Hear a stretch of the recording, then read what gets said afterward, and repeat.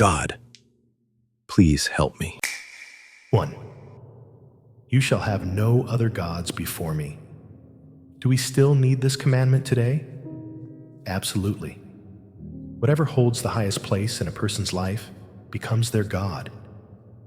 Whether it's fame, money, or self-pride, anything that replaces God in our hearts becomes an idol. This command calls us to put God first, above all else. 2. You shall not make for yourself any carved image. What's wrong with this command? Nothing at all. Millions need to hear this today. Jesus said in John 4:24, God is spirit, and those who worship him must worship in spirit and in truth. All attempts to represent God through images or idols are forbidden. They reduce his majesty and lead the heart astray. God's jealousy over false gods is the expression of his unmatched love, desiring our whole hearts.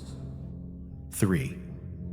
You shall not take the name of the Lord your God in vain. Has the world outgrown the need for this? Have vulgar words disappeared? Have people stopped using God's name carelessly?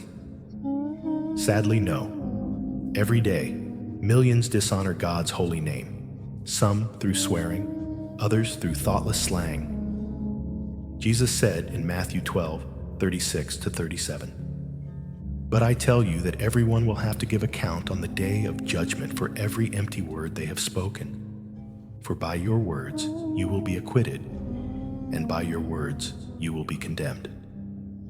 4. Remember the Sabbath day to keep it holy. In our busy world, we crave rest, physical and spiritual. God gave us the Sabbath as a gift. Jesus said, the Sabbath was made for man, and he is Lord of the Sabbath. Mark 2:27-28.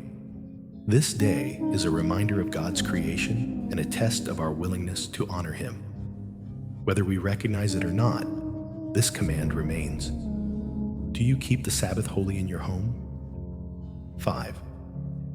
Honor your father and your mother. In Ephesians 6:2, the Apostle Paul calls this the first commandment with a promise. God promises blessing to those who obey it. Children owe their parents love, respect, obedience, and care. Imagine the peace in our families if this was followed daily. Every day would be Mother's Day and Father's Day. Disobedience to parents is a sign of the last days. 2 Timothy 3:1-2. So let's honor our parents while we still can. 6. You shall not murder. This is the shortest commandment, yet its weight is immense. God forbids the unlawful taking of human life in vengeance or anger. Thousands today walk the earth having broken this law, and countless more suffer its consequences.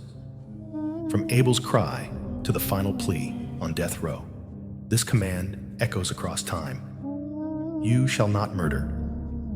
7. You shall not commit adultery. Is there a need today to protect the sacredness of marriage? Yes. 1,000 times yes. Do we need more faithful husbands and wives? Absolutely. Jesus said the last days would resemble Sodom, Luke 17:30, a time of moral collapse. Now more than ever, Christian families must shine with purity. Without this law, our society crumbles. Proverbs 14:34 says, Righteousness exalts a nation, but sin is a disgrace to any people. 8. You shall not steal.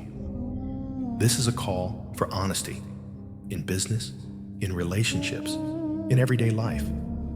Theft isn't just robbing banks. It's cheating, lying, taking what isn't rightfully ours. A world without this commandment would be filled with fear and injustice. God calls us to integrity because he is a just God. 9. You shall not bear false witness against your neighbor. Truth matters. Lies destroy reputations, families, and trust. This command reminds us that God values truthfulness in every word. In a world of gossip, slander, and misinformation, this law stands as a shield for justice. Speak truth. Live truth. 10. You shall not covet. Desire is not always wrong, but when it becomes envy, it leads to sin.